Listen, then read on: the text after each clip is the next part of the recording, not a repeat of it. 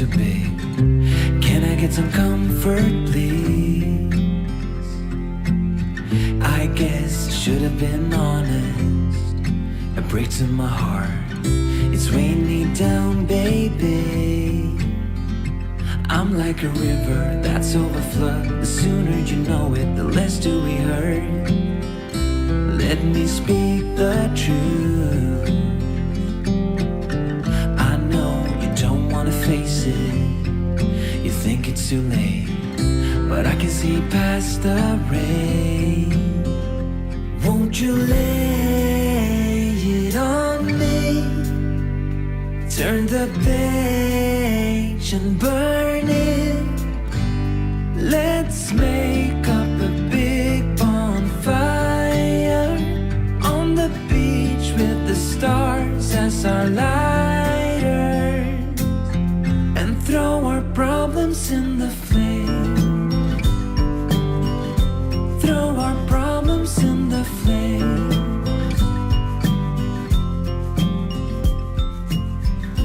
We fell down to the bottom, so bottom up, please.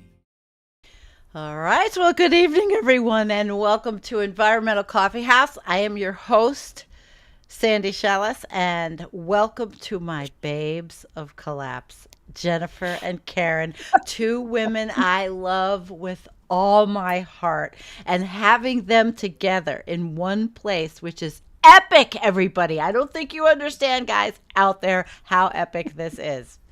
So I'm handing it over to Jen because, Jen, you are my co-host. Take it away, baby!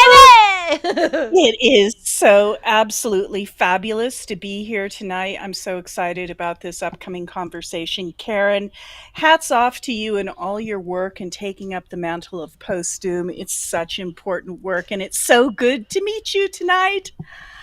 Yeah. Hi. Oh my gosh, I'm so excited to be here. And Jennifer, I gotta say, I've been fangirling you for a long time. Back to your methane monster Arctic news days. Oh, wow. It's been a whole decade. Can't believe it. Wow. You know, and I watched you do that work and I was like, she's a badass. I love that you know, we stepped out with all of that at a time when like it was pretty hush hush to even be like brave enough to start talking about methane, all this other stuff. So high fives, and it's great to finally connect. Yay. High fives, It's girlfriends. so good to connect. Yes, my babes of collapse. And we Good are to see babes you. in so many different ways. So many different So many ways. different ways. All right, guys. Well, I'm going to let you get started, and I'm going to sit back and chill. Right. So, Karen, you've taken up the mantle of Postdoom. I don't know exactly how that happened, but you are now the Postdoom holder, are you not, kind of in a way? Yeah, I Michael? actually am. I'm one of a small team that Michael Dowd's widow, Connie Barlow, asked upon his death to carry the torch for the rest of the way, or for however long we can, for the Postdoom legacy that Michael built. And it was a huge shock, both his death, of course, and then like being asked for such an amazing honor, responsibility. But I just said, yep. Okay, Connie. She asked me, she asked Jordan, my partner, and then we were able to form a small team to help us. Jerry Russell, I have to give a huge shout out to, because he's the tech that's making all the magic happen, because I am not techie and I'm totally good with that. But it's a collaboration for sure. But I feel like, honestly, it's like my collapse PhD project. My last conversation with Michael, I had reached out to him, and it turned out to be the day that his dad died. And I was just going to have a chat with him about the fact that this was early October, that I just wanted to take all of November off from collapse work. that was one of the things I was going to talk to him about. So Oh. maybe he knew that in some crazy, like, cosmic way, and he was like, ha ha ha, I have other plans for you. Ooh. So My. instead, I've been, yeah, we've completely revamped the whole website. Our whole goal is to make it super user friendly, easy to navigate. Every single resource on there has been vetted to make sure it actually supports adopting a post-Doom mindset. And I love that this is called Collapse Acceptance Conversations, because getting to start at that place means we can leave a whole bunch of other stuff behind and Mm-hmm. just move forward from there. So, yay, happy to be here. Exactly. And you did a little, well, you've been writing, actually. You've got a Substack, which I have to confess I'm not familiar with. And there's a benefits examples, 15 benefits of collapse acceptance. And I'm just going to read the key words. There's freedom in it. There's urgency in it, no time like the present. Parameters, the game of playing with different frameworks and lens. Presence, gratitude, calm grounding, community localism, superhero release. I like that one. Good riddance to pressure and guilt. I like that superhero release. That's awesome. Universalism, heightened connection to oneness of everything. Empathy towards oneself and others. Privileged perspective. Amends, death comfort. Interesting. Forces the conversation and preparation, letting go and enjoyment. So those are all the benefits of collapse acceptance. And what would you, and this is right up your alley, collapse awareness and collapse acceptance. So you were in awareness for a long time and fighting the good fight. Is that right? Oh yeah, absolutely. You know, got arrested twice protesting fossil fuels. One was with Bill McKibben and 350.org, and at Mm-hmm. Washington D.C., and spent a lot of time at Occupy, and did a lot of street activism, educating about energy and trying to, convince the environmentalists, crazy enough, but that it's not a matter of how we power everything, it's that we power everything. And so that was kind of a And that crux we of, power so much of things and exponentiating things yeah, and things. Yeah. right. So yeah, that, fast forward to today, that was all wrapped up in the awareness and the whole process of, like, coming to terms with those big gut punch moments when you realize, oh crap, wait, wind turbines and solar panels aren't going to fix this, solve this, change it. Uh-oh. And, oh my gosh, like, uh, you mean like we're all going to potentially, like, not have too many more years of stability on this planet? Like, ah. um, Mm. and yeah, trying to get a handle on all of that. But once you let go of that, of the grief and the fear and the, all the bargaining and all that stuff, then Mhm. you have this, that gets replaced with what I have found to be these benefits of acceptance that open Yeah. up all these new doors of, okay, I get it, I accept it, I understand all the data, I've looked at the research. I mean, you two are mavericks at the data. Like, if anybody has any confusion, why we're in this mess, I mean, your show has certainly made that, the science side of it, loud and clear. I mean, but Michael Dowd's work certainly shines a light on all of it. Jem Bendel's work has done the same. I was thrilled he put the benefits into his book, Breaking Together, to say, like, okay, yeah, we get it. We've been talking about this. It's been forecast. It's been predicted. It's been warned. It's been identified every, way you could possibly study it. And so, okay, now what? And I found that these benefits came from answering that now what question. Mhm. And there's also a great freedom when you move from just awareness of global warming collapse, all of that, and you have the thing. Well, we have to do all these things so we can stop it, right? It's like, well, I have to go to this protest to raise awareness so we can change the trajectory that we're on. It's not going to happen. I mean, perhaps we can soften the landing, but collapse at large is taking place, and quickly, and it's taking place more quickly.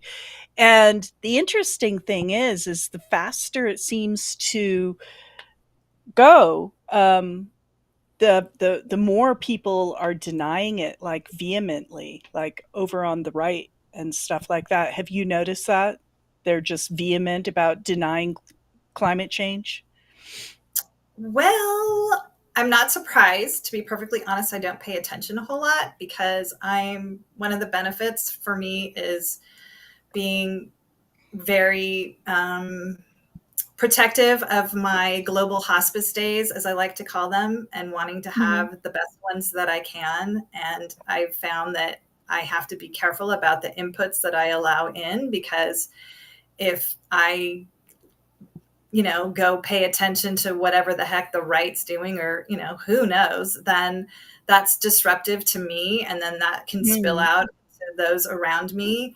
And I don't need that. I need calm grounding and just staying balanced. But I would also say that denial is actually a really good sign, because you can't be in denial of something you're not aware of. There you go. So maybe that's true. a different way to look at it. Like, they're pushing back really hard because They're they scared. get that it's actually really a thing. Yeah. Mhm. And you And don't that's have really to the worry. Yeah, I it's really the look at it first all for you stage. guys, so you don't have to worry about it. Yeah. So it's a good way to say, yeah, of course, like, this is not easy. And maybe I sit here and I make it sound like it's easy, but no, this is decades of work of coming to terms with this. And I try to offer the benefits as a way to say, if you want to sort of fast forward your process, there's something you can get to that matters, that can make a difference for yourself and for your family and for your community. And as you said, Jennifer, soften the, blow on the way down. Joanna Macy has kind of shifted her focus to saying, how can we collapse well?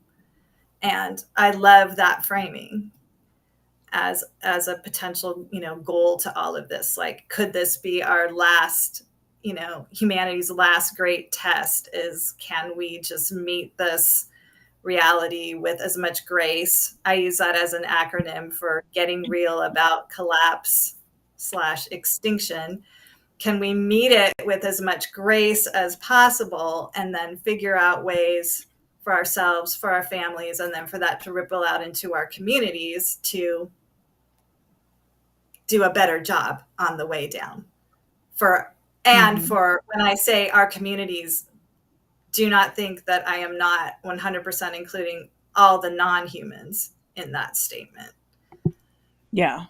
Living beings on Earth, which are going to experience some very, very tough times ahead. So, do you, as a general rule, follow collapse porn, collapse news, things that are affecting different parts of the Earth, or do you not really follow that? No, I don't, because I'm tapped in enough to the collective coherence, I feel like, that I already understand and I already feel it. And I don't need all the daily nitty gritty information. I already understand that it's Totally only get going to that. keep getting worse and worse and worse and worse and worse. So why do I need to use my precious global hospice time? Why do I need to spend any of it, seeing, listening, watching, reading about it getting worse and worse and worse? That's just getting in the way of me being able to live in the present and enjoy my day.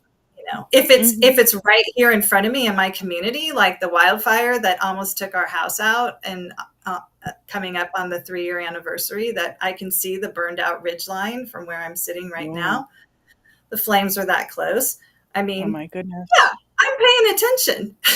I'm paying attention to the local, CAL FIRE planes that may be flying over, and I'm keenly aware of what's going on right around me. But on a global Hmm. perspective, with things that I have zero agency or control over, nah, not so much.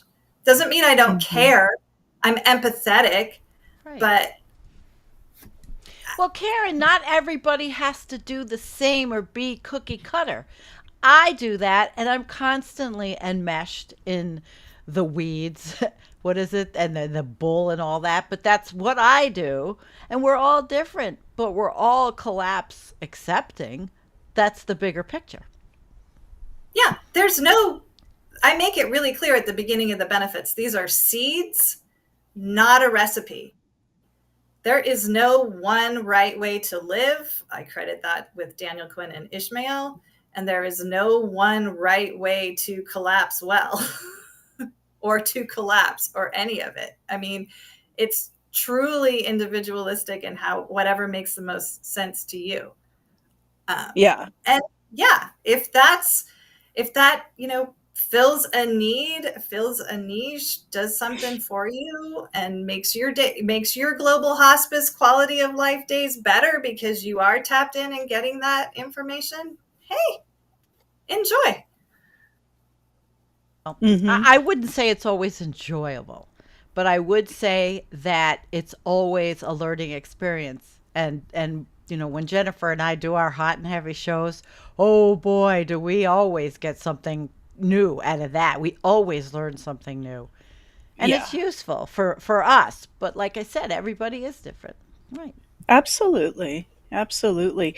How about your Substack, Karen? Can we talk about that a little bit? You've got Hanging Out in the Balance, and then I guess your Substack in general is called Living with Grace, Getting Real About Collapse Extinction. How long have you been doing this Substack? I probably started posting there maybe a year ago, March or something like that. I just felt like I wanted to have a place to put these benefits because it kept coming back to me more and more that people Hmm. were resonating with them and wanted to have a place to easily access them. So, and I've Sure. always enjoyed writing. People have suggested I write a book many times throughout my life, Woo. but I also feel like words are currency and we overuse them. And there's far too many out there with the time remaining for us to like engage with all of them. So I've purposefully keep my pieces really short and tight and try to make every word really count. Right. Uh, and I try to make anything I put out there accessible to anybody who wants it. So there's no paywall between what I have to say and anybody else. Not that, some people, I get it, like their lives are structured so that it helps them to be able to, earn some ducats from doing collapse work. Just for me and for Jordan, we just kind of like made that pledge at the beginning of our activism days, and we've been able to stick to it.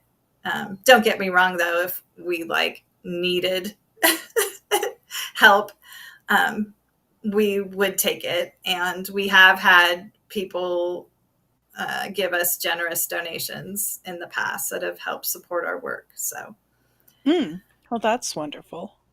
And how does your Substack segue into the post-Doom work that you picked up from Michael Dowd? Is it related? Is there active post-Doom video work, or what kind of work is going on with post-Doom these days? well, that's a fabulous question. Thanks for asking it. The first priority was to sort of clean house in the website, and then get it to a good kind of resting place so that we could then start to explore what are the next things for Postdoom. Are there going to be more conversations? We have put some structures in place, so we now have a Postdoom YouTube channel for new content. All the old Michael Dowd content was on his own YouTube channel, but moving forward, we want to have a Postdoom channel. And then there's the Postdoom SoundCloud, which is an amazing audio option to easily go and find Michael had the best voice, and he recorded Really. so much, and some of it's Yeah. so precious because Connie's in the background, like correcting him Mm. on pronunciations and different things. And so we have all that easy to, plug and play. And yeah, I don't know.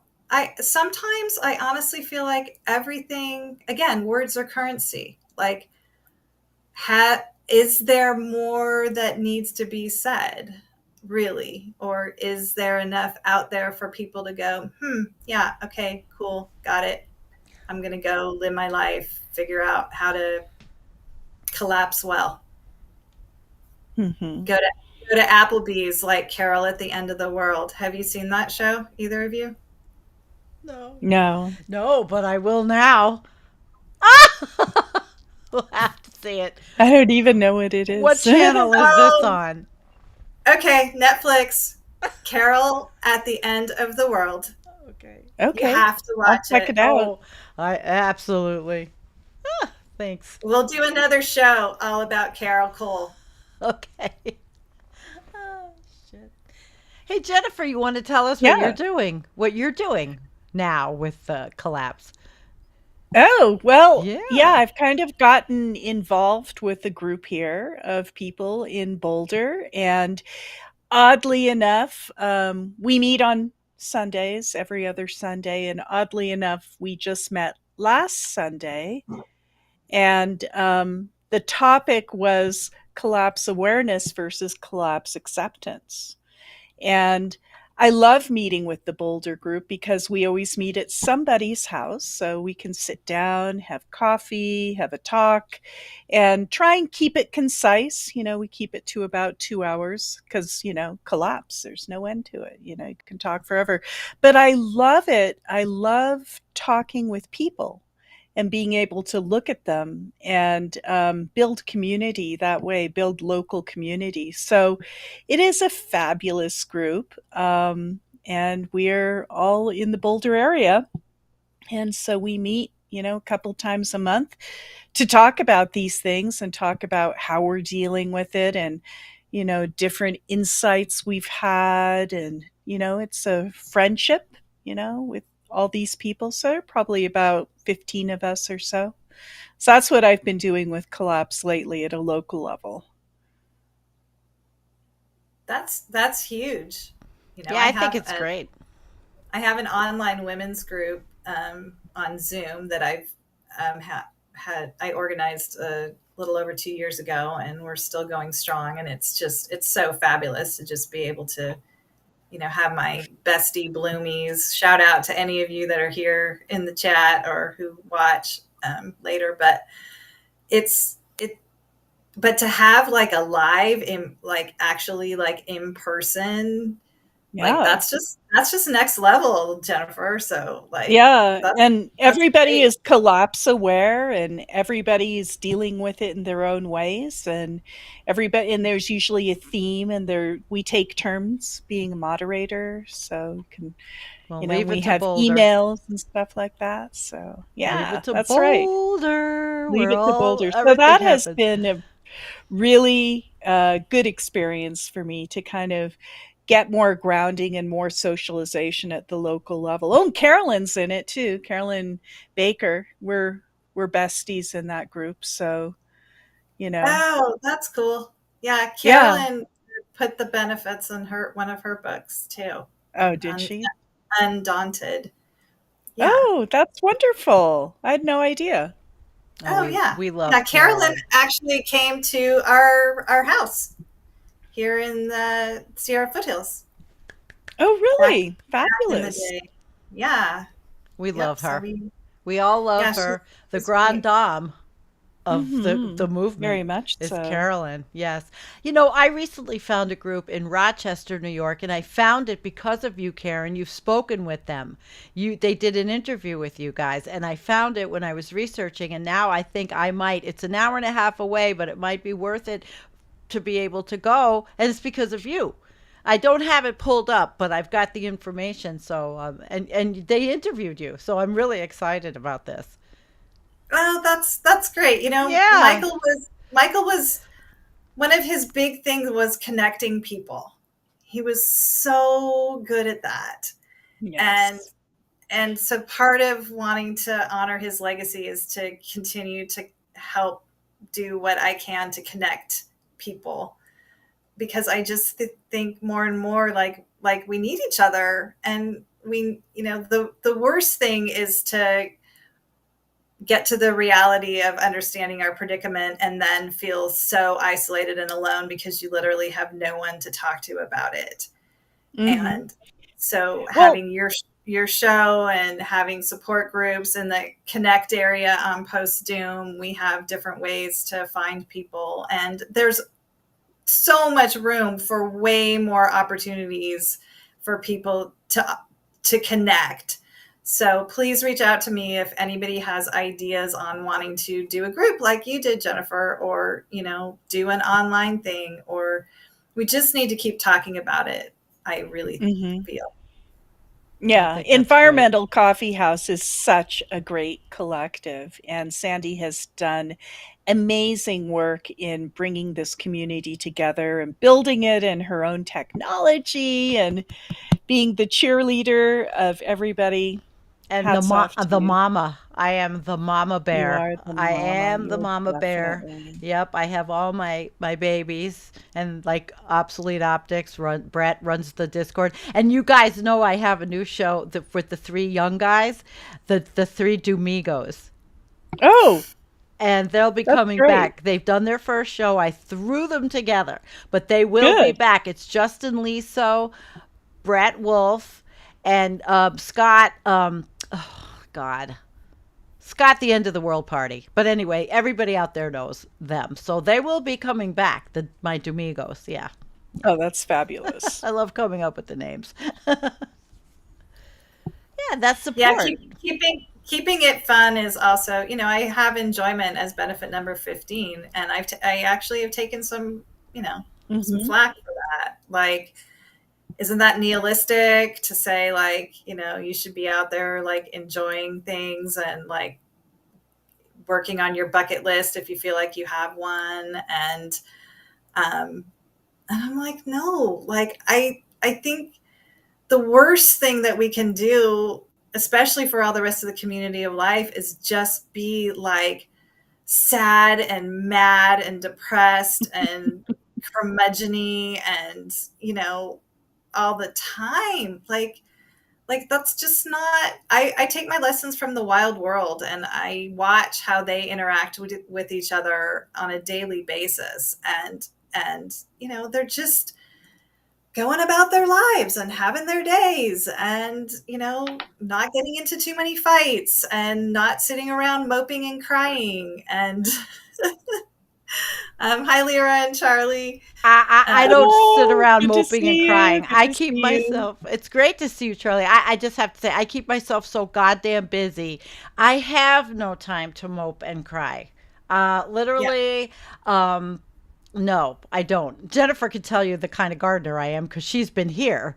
But there's just too many things to do to mope and cry. Even with the show I do last week in Collapse, which goes around the world every Tuesday and shows all of the horrible things that are going on. But you have to educate people.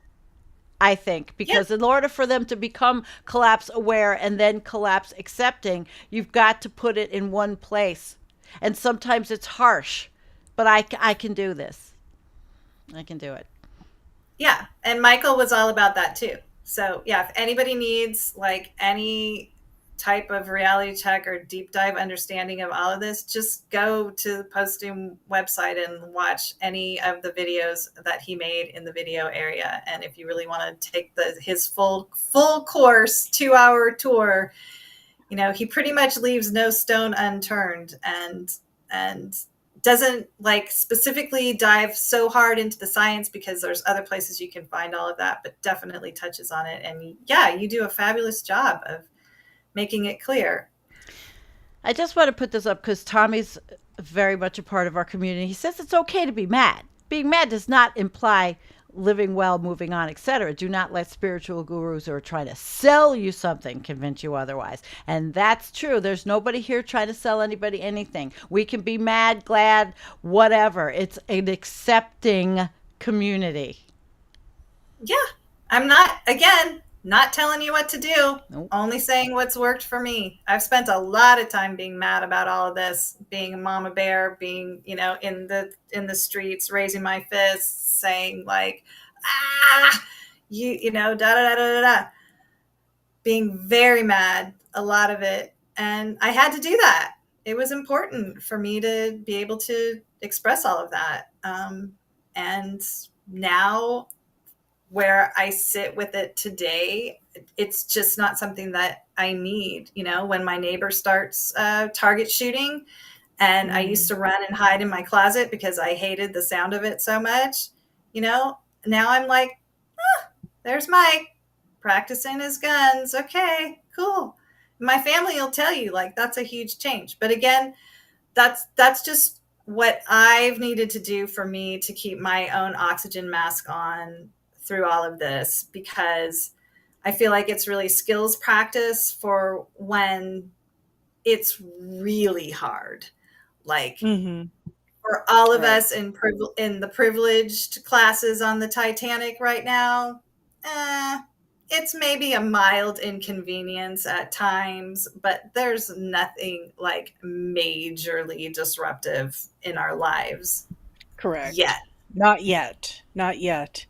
But we can see it happening all over the world. And I personally am a little bit addicted to all sorts of news and seeing the different things that are happening, because it helps me to understand. And I like to understand this crisis because it's happening before our eyes. So I choose to witness it, Don't get me wrong. I'm not witnessing it. I don't want to give that impression. Like, I don't completely live in a bubble under a rock somewhere. I mean, I absolutely know it was 127 degrees in New Delhi, a couple days ago. Like, and so when I've heard people complaining here that, it's, 100 or something, I'm like, yeah, but it's not 127. Like, what's going on? That's right. There?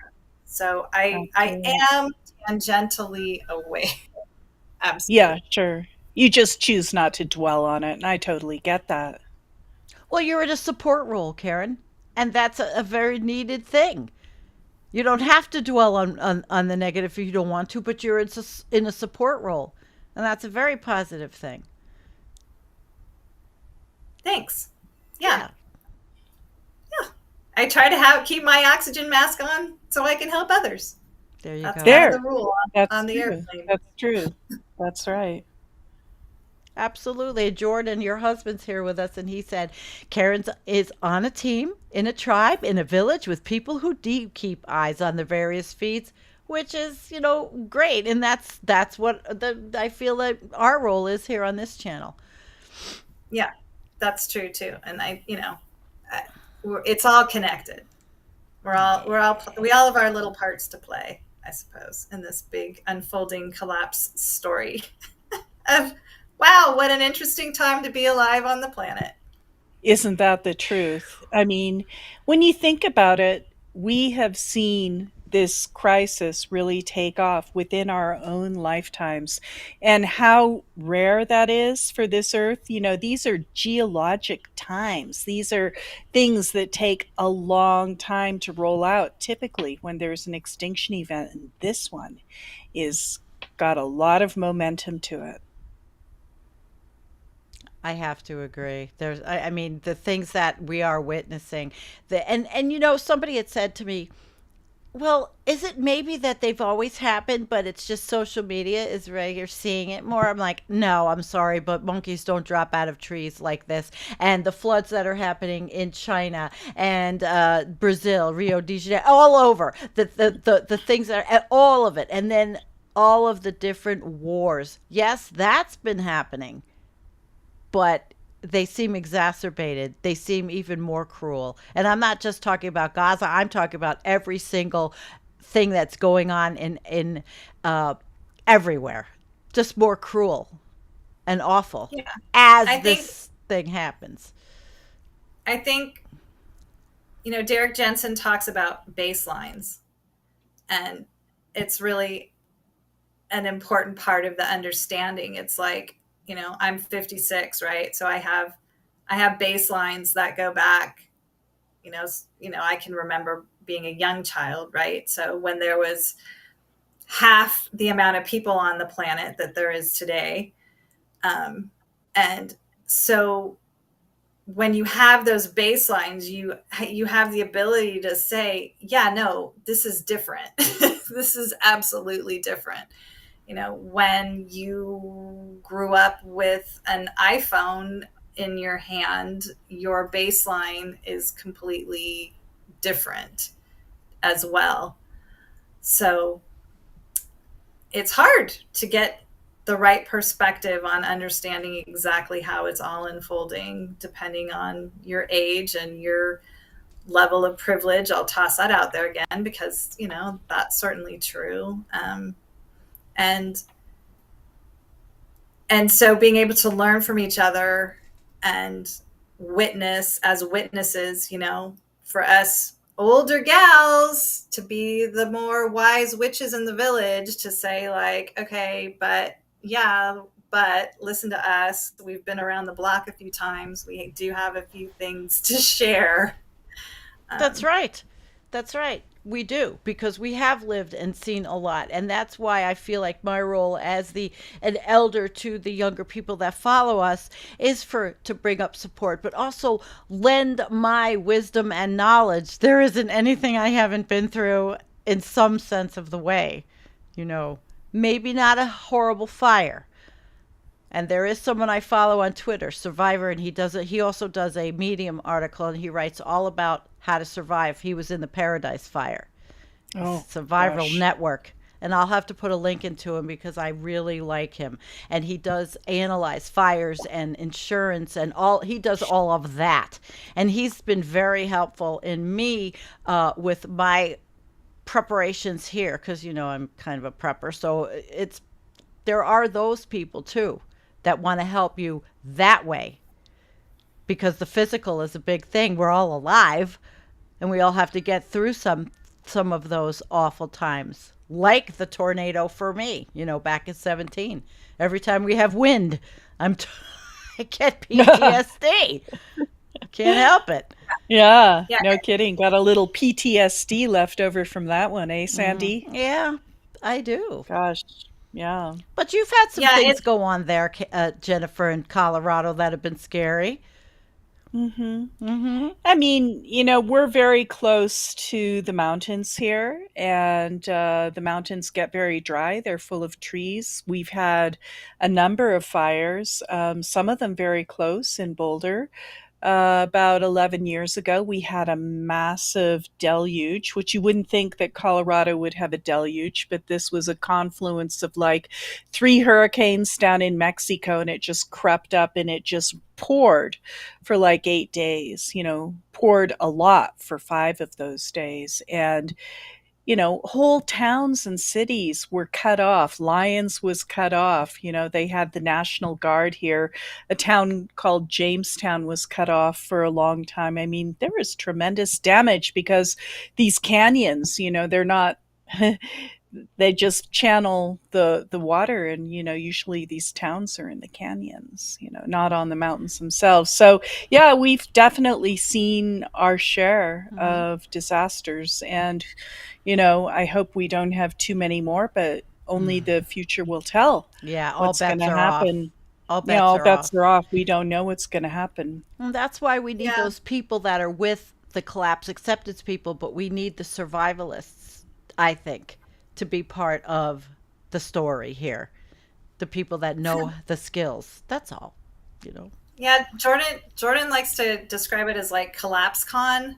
Like like we're all like under this big like, collapse tent, and you can go to all these like different booths and get what you That's need, really good, actually. whether Good, it's your Jordan.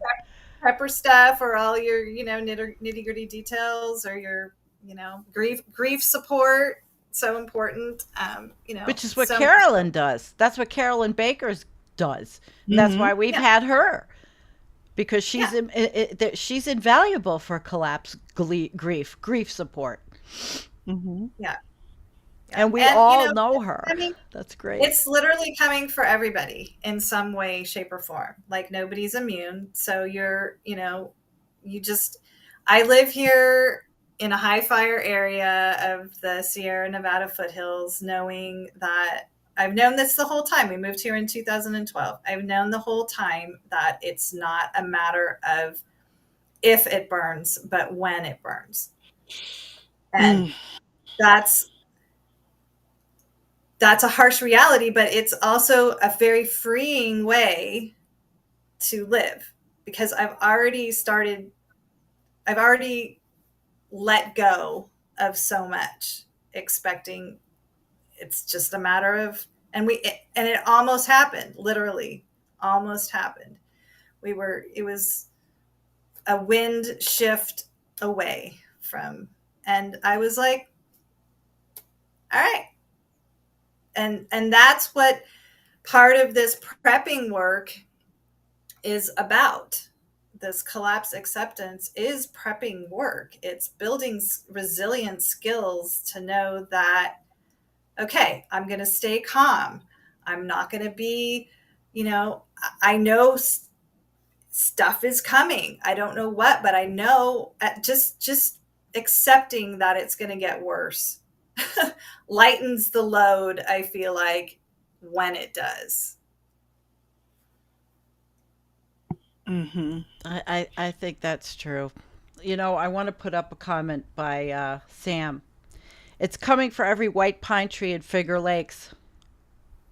Bugs in a jar farm is so fucked. Well, it's true because I live in New York also, and whenever I go back and forth to him, I see it, and and I've been researching it. Other people have been asking me what's up with the pines, and so I've been researching it.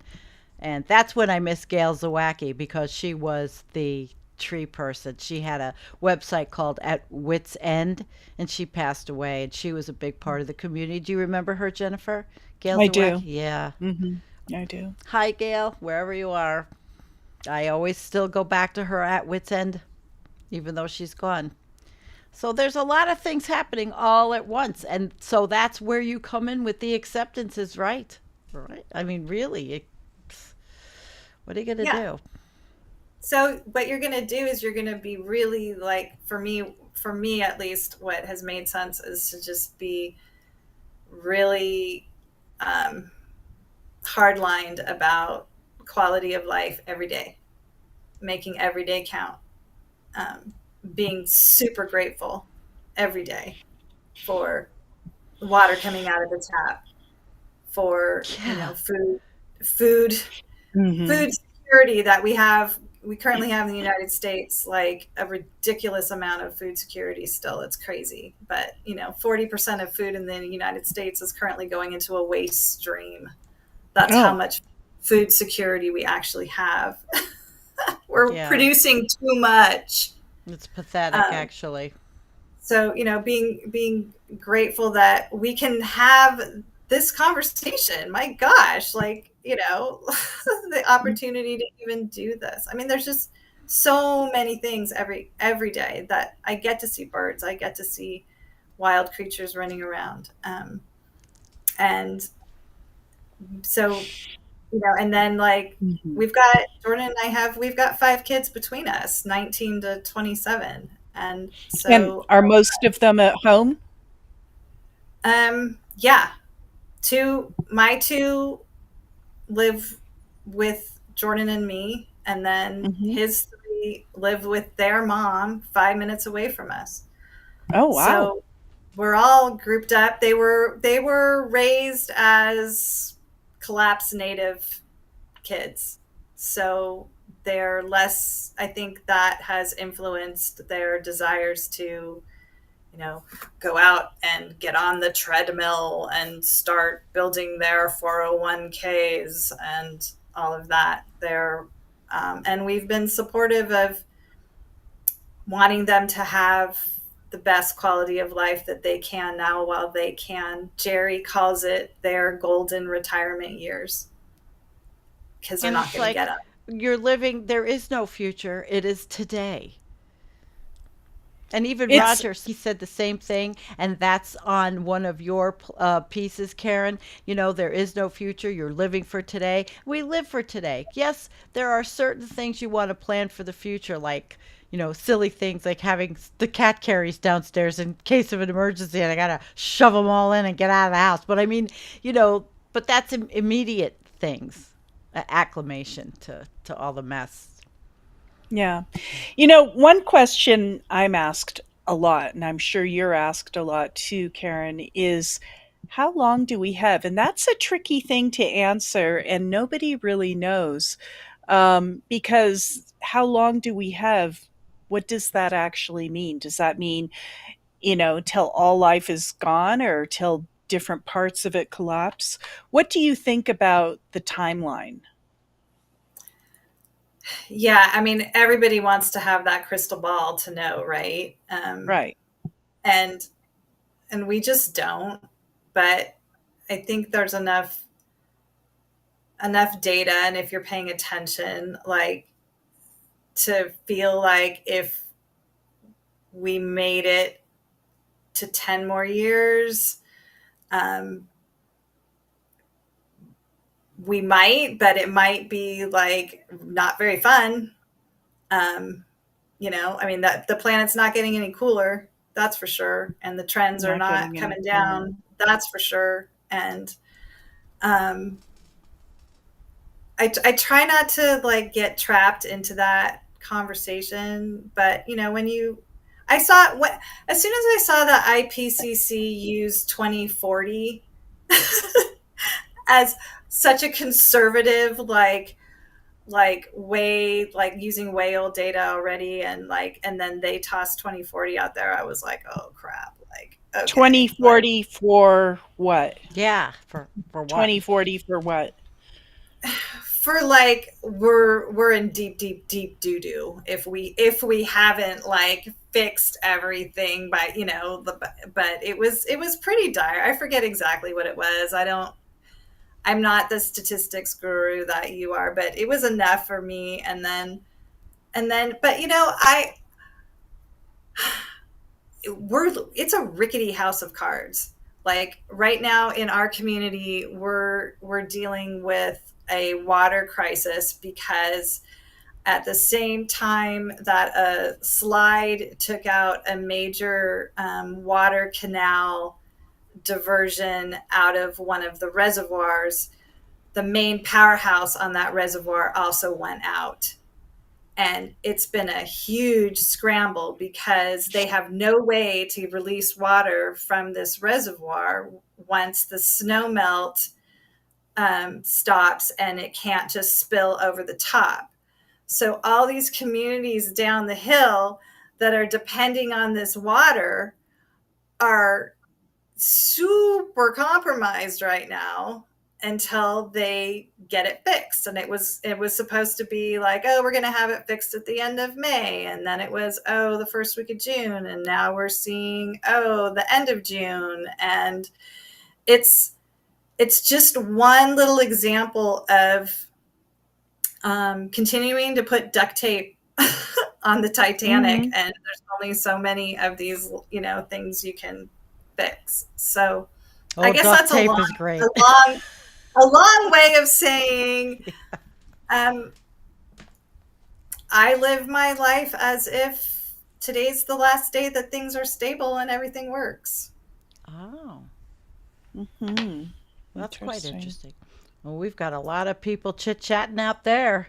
Did you We guys want to do. interact with any of it? Because I have a few things Yeah, highlighted. Sandy, why don't you throw Okay. up a few comments I and think see what it's, we've got going yeah, on? it's great. It's important. And we love you guys, just so you know. You know that. Antonio Guterres says that just 18, the window is closing in 18 months. Hi, Kevin. Hi, Kevin Hun. And Elliot Jacobson says full on collapse of civilization will occur sometime between 2050 and 60. And he's collapsed casino, or yeah, Yeah, the yeah. bets. Uh, uh, Jackie, she says 2040 is about when they expect 2C to be exceeded. So, I mean, we're not looking at anything so comforting, you know? Yeah, and I guess the point is it's all happening within our natural lifetime. It's not like, well, in 1,000 more years, things are really going to start to break down. Like in past extinctions, they were fairly slow to set in from a human lifetime perspective, but not this time. This time, this thing has real teeth. And I think you're wise, Karen, to live as if there's no tomorrow, because there may not be. And then you'll have the satisfaction of knowing that you've been happy and you've lived well and you've done what you've wanted. You won't have any regrets. Yeah. I think it's my energy literacy too that has me really deeply understanding how precarious it all is, because we are global, we are industrial, and everything we do is powered, and the internet now runs everything, and it's all electronic based, and it's all dependent on this huge grid network continuing to work. I mean, no supply chain, no banking system, no hospital, no water treatment facility, nothing works without the internet. Yeah, that's So to me, absolutely true. that's a huge canary in the coal mine. That when what the energy infrastructure that's keeping the internet going can no longer support doing that for whatever reason. Um, Collect Or if books. it gets too hot, like, Yeah, the internet is based on physical wires. yeah, true. Very true. I mean, I often think about that. We don't talk about it much. What happens when that happens? When the internet is no more and we cannot reach out to each other in Boulder, in New York, or whatever. I mean, I'm collecting books. But it's not funny, actually. I mean, I think about this. Hmm. Then you have to try to make a local community like Jennifer is, and I'm trying here, with people. I am now really good friends with the people right across the way that have a farm, and it's great. Lori and Bob rebuilt my garden fence, so things like that, like the Amish here. We have to have a community locally too. I think it's critical, no matter what the situation is, if we're still alive and we make it through something. That's how people in these communities that are tornado, though all these tornadoes this year, they don't have anywhere to live. We have American migration. And yeah, Amazing. yeah, I don't know and if you that's still go ahead.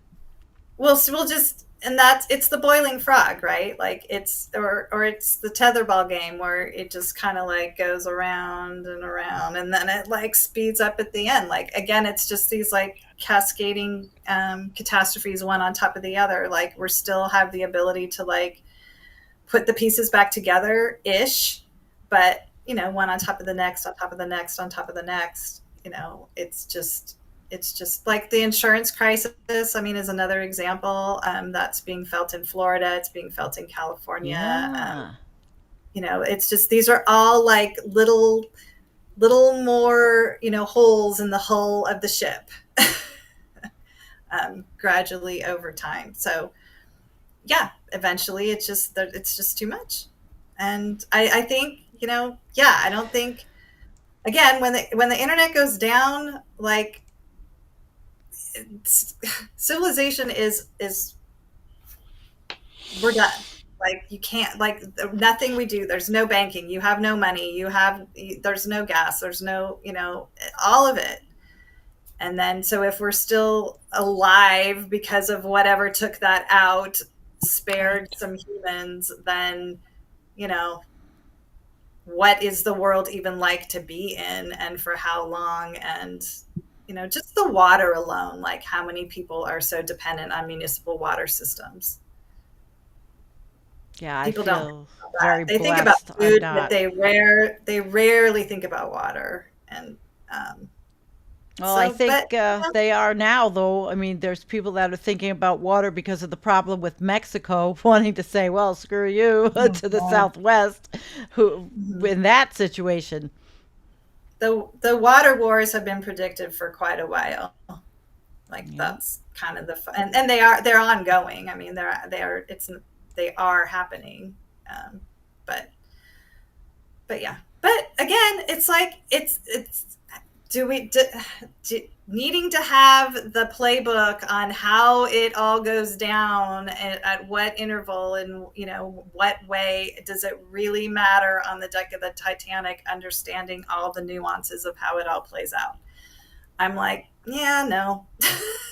I just have to keep living my life every day and doing the best that I can to support my community, both human and non, and um, make the most of the time that I have.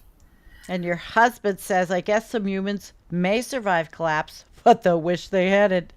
Think that's the basis for the rapture tale in that dusty book. Jordan always has such a way with words. He's the Oh. wordsmith of the group, I'm telling you. He is. Um, okay, so and here's Jackie. Many of us here have decades of knowledge and experience with global warming issues, so maybe time and exposure is also critical in collapse acceptance, which I think is what we've been talking Mhm. about. Yeah. Yeah. Yeah. And also talking about all these disasters gives us something to talk about while we pass the time, right? I mean, a lot of Yeah, people here in this group enjoy and that in a certain way, I have to say. Oh, it's true. You know, Yeah. that's a. Including me, I'm glad you I'm know. glad that comment was put up because um, the vast majority of the world does not need to do Oh, any collapse acceptance work. they're already Like in it. they totally get it to the point where they'd be like, what are you even talking about? Like, how do you not understand how bad things are for so many people? Like, I mean, Hmm. even our kids, our oldest, has expressed to me with my benefits. He's like, what is that all about? He's like, I've understood how messed up everything is and accepted it, from an early age. Like I don't have to work hard to accept this. I My just, daughter, Mhm. too. My I daughter just also know, understands it. yeah, yeah. It's really, again, talk about baselines, like those of us who's lived through watching it all, kind of the blimp crash going on, who grew up thinking we were kind of in this progress mode and then have had to get comfortable with like, oh wait, oh crap, it's not actually going to be like that. And our generation, and then the older one who is really struggling to come to terms with this, many of them, because they've sort of had it all one way, kind of that last golden ride.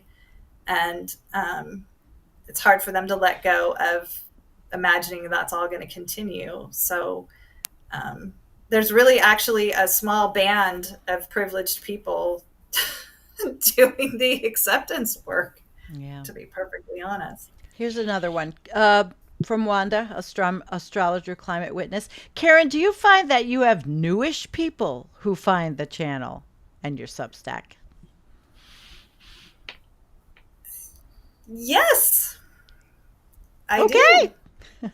I good. get I get new subscribers somehow, some way every day. And I get people who reach out through the Postdoom website. And I get people who say, I just found this for the first time. I just found your work for the first time. So, yeah, I think however it is that you landed here, found your way here for whatever reason, there's many, many, many, many, many more following the same popcorn trails. Yeah, that's true because people are finding us more and more now, finding, environmental coffee house and miss you, Jennifer. But I'm bringing on a lot of different voices also. People that there's American Resiliency, Dr. Emily. She analyzes the best places in the United States to be, or she tells you she does all the research and tells you about your state. She was a guest, and she's excellent. And I tell everybody you should check out the American Resiliency channel. And she's a 50c3, so she's wonderful. Hmm. There's a lot of interesting people out there that are doing work that, and she certainly understands collapse. Yeah, I think that's great to like focus in on, are you living where you want to live? Is this your final resting spot? Are you good? Yeah, for Um, those that can. I mean, she that, understands there's migration in the United States happening. But she right. went through, for example, she went through Oregon and she talked about the Willamette Valley, and she said Oregon is not going to have, I mean, and it's starting now. So I mean, I highly recommend her and I want to have her back. She was great. I'd love to have her back with like you guys. What a show that would be. Yeah, she sounds great. She is. It's it's wise to take a look, at least explore. I mean, again, when I said like awareness, moving to acceptance, like helps you have some different bandwidth for what you can like focus on, and thinking about like, well, am I really doing with my life what I want to be doing, if we really have like a really limited amount of time left, um, and if you have the means and the strategies and the support systems to be able to do things differently, it gives you the opportunity to at least take a look, um, and then to like look at how you can make a difference for others in your family too. Like, Yeah. is my retirement account being locked up doing the best good it could be doing right now, um, while my grandchild is struggling to survive or whatever, or fill in the blank. I don't Hmm. have all the answers, but there's plenty of examples of like really thinking outside of the box creatively with how you're playing the game, as I call it. And that's what the parameters benefit is really all about. Like, okay, if it's really Monopoly and that's really how we're playing, and, like, do I want to like do something totally radically different? Do I care about tax penalties? Do I care about, you know, um, Hmm. Well, there was a question here. running up running up That's, big bills and just walking away? Do I, like there's don't do that, but people go, yeah, but oh running up big gosh, bills is like, that's, how we're not, how because that's consumerism. yeah, but I mean, if you're just trying to survive, or like, Fix your house. again, there's no formulaic way of how to do this. There's just ways to say, just look at everything with a new lens Hmm. perspective. You're on the deck of the Titanic. Does this fill in the blank thing that you think matters so much, does it really? Interesting. Let me get back to Jean's question. Karen, please share what is still hard for you. What is it you are working on in this realm? I think she asked it a while ago, but it's a prescient question. Thanks, Jean. Yeah, that's such a good question, because I don't want to come across as like I have this all nailed and dialed, and I No. mean, there's no handbook for how to navigate this and collapse well. I I would say the hardest things are maybe like balancing out things that I'm doing with does this make sense? Does this matter? I'll give you a personal example. So we bought this distressed house in the woods 12 years ago that we've been fixing up. And it got painted kind of initially. And it's gotten to the point where the paint's peeling, it's cracking, it needs to be, redone. And I'm the paint department primarily, and I'm battling well, does it matter if all my cracks are caulked and sealed well and everything's painted fine? With, well, I don't know, that feels like just kind of the right thing to do to care for our home. It's kind of like those types of dualities that enter in, that I find kind of on a daily basis. Like, I'm never not thinking about collapse. I carry it like a rock in my backpack. I feel like it's always there. And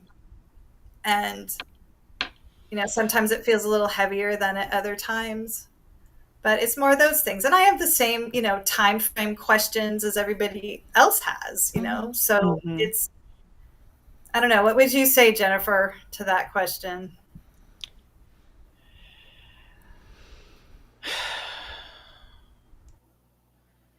Well, I think that one thing that is helping me is getting a better social circle. And that is, I think it's valuable to have these internet encounters and group, kind of like group building, society building, but it's also helpful to be able to see people one on one and know that there's somebody you can actually talk to or call or go over and see if something comes up or you're having a tough time or if you just want to share the joy in life. But I think that having a local in-person sort of group helps a lot, for me. So that's kind of a little bit more on my focus these days, you know.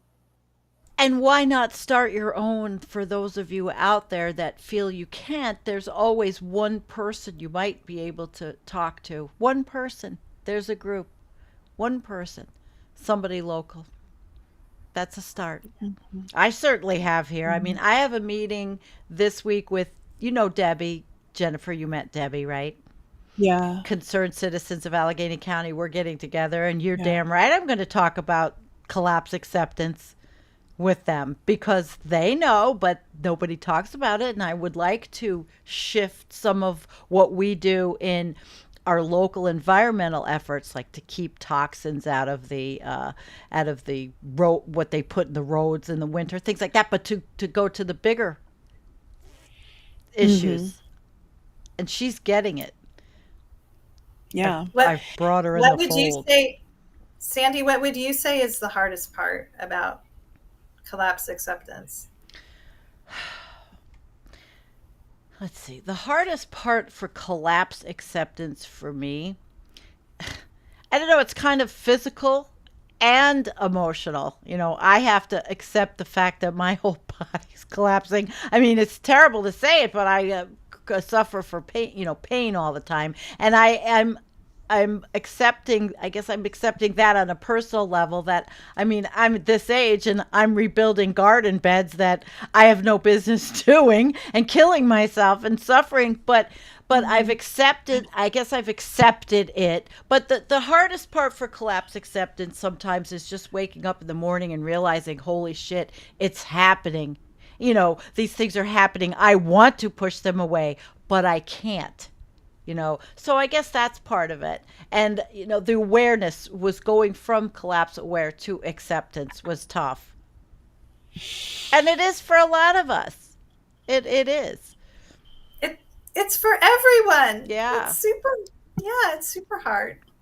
But But Yeah. there's yeah, a lot of people that don't have any of it. They're not aware because they think there's going to be a technological fix, and that, oh, everything will be fine because we're just going to cover every fucking desert with solar panels, windmills, and everything is going to be just fine. And we all know that that's bullshit. Yeah. No, you can't techno weenie your way out of this one, baby. I don't think so. And Yeah. as that might sound negative to people, but it really isn't. That's another part of acceptance. And I guess Yeah, that's hard for me. everybody across the board has had to accept a hard truth in their life that they didn't want to have to accept at some point. This is not a foreign skill set of being able to do this. Yes, global industrial civilization collapsing from overshoot and taking the biosphere down with it in the not too distant future Yeah. is a new hard truth to have to accept, but the skills required to be able to do it, everybody has. Poppy's right there. Most people are too busy to really think about the future collapse because everybody, at least in the United States, is stuck in this work economy. What are they? And a lot of the younger people call it bullshit jobs. They're stuck just trying to live, to have a place to live, to have a home, to have an apartment even. Yeah, which is collapse in and of itself. It's right there in front of us as evidence of a collapsing civilization, as it gets harder and harder and harder for the masses to survive. I mean, it's all well documented how civilizations collapse and in what ways and why, and that is people are living collapse, whether they can voice it, understand it, speak to all the science behind it, or all of that. They're living it on a daily basis, and it's getting weirder and weirder and weirder out there. I feel like that's it's for becoming sure. like this. It's getting exponentially weirder. That is definitely true. Yeah, and that leads into Jean's question, which I think about every day. Ever think about Christian fascism taking over everything in our final days? I make videos on white Christian nationalism. I mean, I think, is this the way we're going to go down with the ship? Being now forced into living, whoops, that's the wrong one, like living like Gilead. Jennifer, I'd be interested in your thoughts on that one. Oh, well, I think that fascism is the way because it is an easy release for people who are kind of low information consumers, and they are more prone to all these kind of conspiracy types of ideas. And I think we're ripe for fascism, and I think that it's getting stronger as the collapse sets in and it gets weirder and harder. This fascism seems to take hold. Yeah. You know, Well, Carolyn wrote a book about it, Christo-fascism. yes, She she wrote a did. whole book about it. And Yeah, we did a show on it. So if anybody wants to listen, well, I we have an did. idea for the environmental coffee house flush of the day. Would be, let's flush Christo fascism. Let's flush it down. Bye bye. We Goodbye. wish. Well, I would just add that empathy is another one of the benefits of collapse acceptance, because Empathy. everybody's feeling it. Nobody's going to be immune from it. Whatever your reasons are, where you're pointing your blame finger, the the Christian Bible ends with Armageddon, and so it's not exactly far off the mark that their way of thinking is becoming more prevalent as we become more collapsy. I mean, it's More kind of like collapsy. Yeah. they're they're book Yes. is kind of coming true. And so that's where it's like trying to have empathy instead of anger and frustration, and because all that does is fuel the fire of making things worse and worse and worse. And if, again, the goal is to collapse well, then we have to be willing to, love our neighbors as ourselves, and, accept that all of these crazy ideologies and the weirdness that we're going to see is all just symptomatic of what we're all going through together, and trying to find the things that we have in common more than the things that we don't, especially as we're all going to have to navigate oh my god, another friggin' political cycle, is just like Well, I'm right in on it. I can't help myself. I'm right in on this one as a commentator, and I make a lot of those kinds of little videos about that. But it's a release for me, creative release for me to Yeah. make my tell my little story through videos that way. But oh, hi, Chaz. Wait. As long as they keep making Jim Beam and bullets, we can be so excited and happy. Thank you. Okay. Question. Well, put them in your collapse prepping kit, Yeah, there because you you'll go. probably, it might not be the worst things to have. I mean, Oh my God. it's crazy to have to say that out loud, but No, it's not. We talk about it. I talk about it. Donald Yeah. James. After the collapse happens, will working class people finally go after their elites, or will we, the poor, just kill each other to survive? Well, I will just say really quickly, wait till you hear what Roger Hallam has to say, because he's going to Well, help you with what that. what does he have to say about that? It's going to be, he would say he wants to see a big rise up revolution. And if he wants to see it and he wants to give people the tools, and who's to say that that can't happen? Because we can't. Is it part of collapse? I don't know. I think the question is phrased in such an interesting way. It comes up a lot, like after collapse happens. I always go, huh, what do you mean? Because like whatever's going to be strong enough to take global industrial civilization to its knees is likely going to mean it's not a livable reality for the vast majority of Right. us. That's true.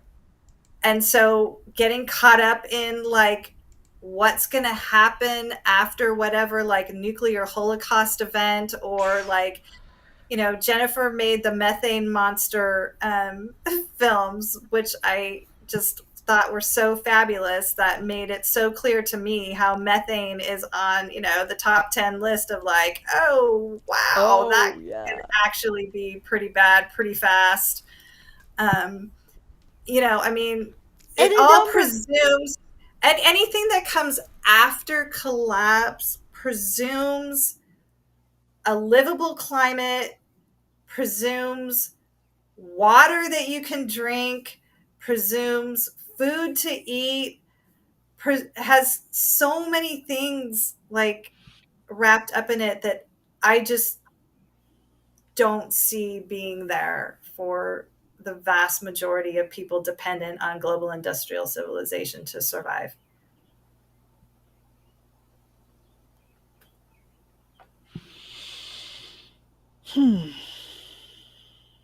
Deep breath. Okay. So where are we? And where do we go from here? Back to the present moment of being together, and your smiling faces, and the wonderful people who gave their time this evening to be together with us, and the things that you love about your life and about those you get to share it with, and the things you love about the wild world that still exists and are, doing their Ooh. thing out there, come what may. Here's an interesting one. Max, as an archaeologist who has studied collapse, the poor tend to continue their lives relatively unscathed. It's always elite cultures that become extinguished and transformed. Hmm. Well, That's thank you, interesting. Max. Thank you, Max. That is definitely something. Asterisk, they have a livable biosphere. Yeah, if they, right, if we have a livable biosphere, because history may not repeat itself that way, except for the dinosaur events. Yeah. All right, guys, let's see what other questions are out there. I have, oh, Kristen, lovely Kristen. Acceptance equals strength, and we can help others because we're mentally prepared. Yes, that's a good one. I like that one. Uh, all right. Well, how are we doing on time? An hour and 20 minutes. I would love to hear maybe both of you give us the, like I always say, the bringing up the rear speech. Well, we'll all go ahead and start. And I think our state of mind is so important during this time. And whatever we can do to inhabit the understanding and still have a good foundation with the people around us. So, our state of mind is all really for this time of collapse and keeping satisfied and happy as much as possible. I like that. I like that. Karen? Yeah. You know, when we started our place here, we called it an activist center. When we quit our jobs and cashed out everything and moved to the woods and started to build a permaculture farm and, you know, drastically change our lives. And we said we were going to open up our house for film screenings and musical artists. And we made T-shirts. And on the back, we put Einstein's quote of those who have the privilege to know have a duty to act. And, you know, at the time it was all caught up in this, you know, activism, street activism that we were doing and protest events and things like that. But, you know, Michael Dowd took the activism term and he turned it into love in action. Yeah. And I think that's such like a powerful thing for our time. To those who have the privilege to know have a duty to apply love in action to how they're choosing to live their lives. It doesn't mean you're not caring about what's going on. It's just a shift in how you're applying it. So love in action. Love to and all. action. This could be called the reality show. Well, it is. And that's basically, this channel is the reality channel. Nobody's got their head up their ass here. No. I wouldn't say that.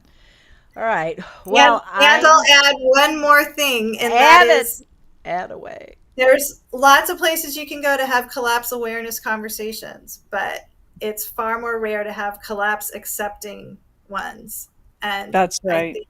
And so high fives to both of you for having collapse accepting with women conversations. Yay. All right. Well, everybody, thank you so very much for coming. We've covered quite a bit of territory, and I certainly hope to do this again. And I would absolutely love to bring Carolyn Baker with this group. Wow. What a show that would be. Jen? Yeah, absolutely. It'd be great to hang out again and do it again, guys. Let's have another Babes of Collapse. I'm all down for that. Love it. Love it. Well, thank you. Absolutely. Jennifer, I'm so jazzed to get to connect with you finally. Woohoo, you've been a big inspiration. It's so good to see you. It really is. Yeah, it's been a very good show and I've enjoyed it. Listen, guys, thank you so much. I will be back Tuesday. I will be back with This Week in Collapse because I couldn't last week because I was busy collapsing in the garden. Thanks, Sandy. You're so awesome. I love your show and what you do and your vibe and your goodness out in the world. It's amazing. It's reciprocal. I love you all. Thank you so much. Thank you, guys. Peace out. Peace is the most important thing right now. We want peace in the world.